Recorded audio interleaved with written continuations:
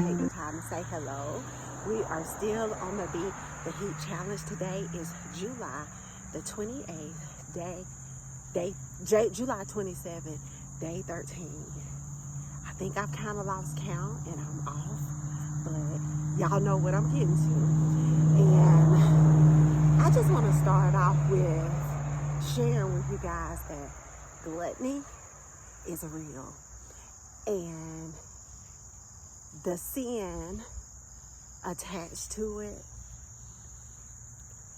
can easily cause us to become comfortable.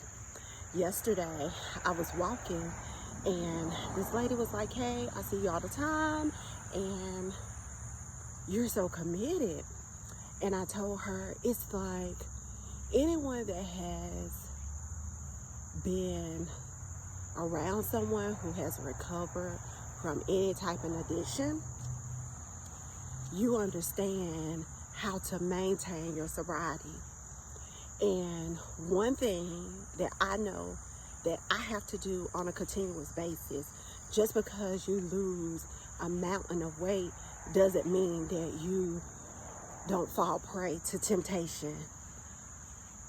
Temptation is going to arise at every corner, but you have to build you a safety net.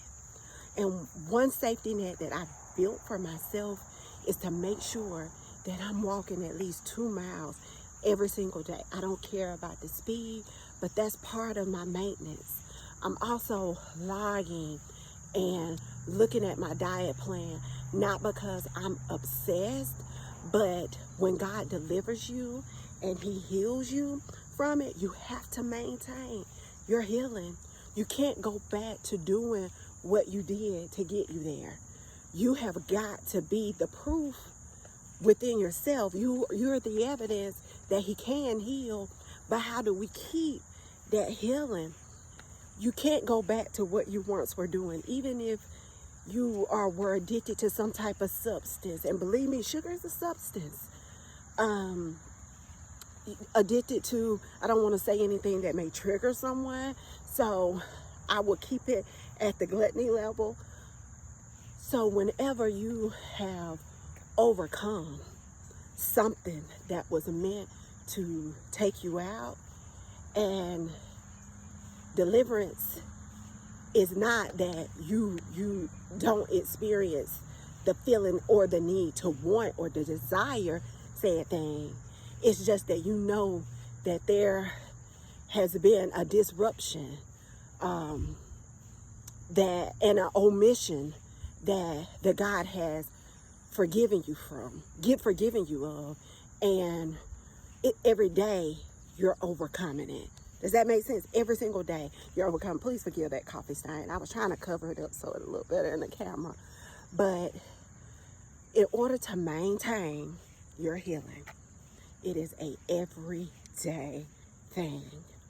Whether it's through your meal planning, whether it's through exercising, and we cannot forget the power of prayer.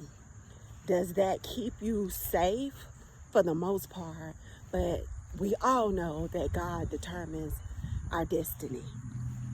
It's been predetermined before our existence. So you can't defy what God has already said in place. But what you can do is walk in and maintain the healing that He so freely has given us. So I would say today is to build you a safety net, to make sure that there are things that you do every day that gets you closer to your healing and closer to being set free from those things that keep you bound. Mine happened to be gluttony that was accompanied with embarrassment and shame. And we know that Jesus already bore the cost of those things.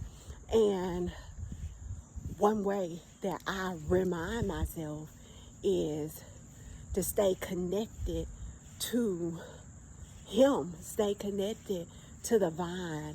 I flood myself with listening to, words of leaders, that help me and that keep me on the straight and narrow, so to speak.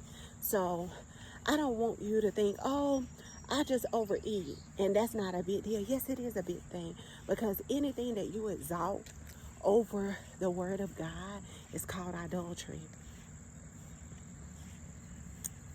You have made said thing an idol. You've placed it on a pedestal higher than God. You worship that instead of him. So today, let's look for our safety net. Let's identify things that we can do that will help us maintain our healing. I'm Ayana, no longer waiting. Beat the Heat Challenge. Have a blessed one. Bye.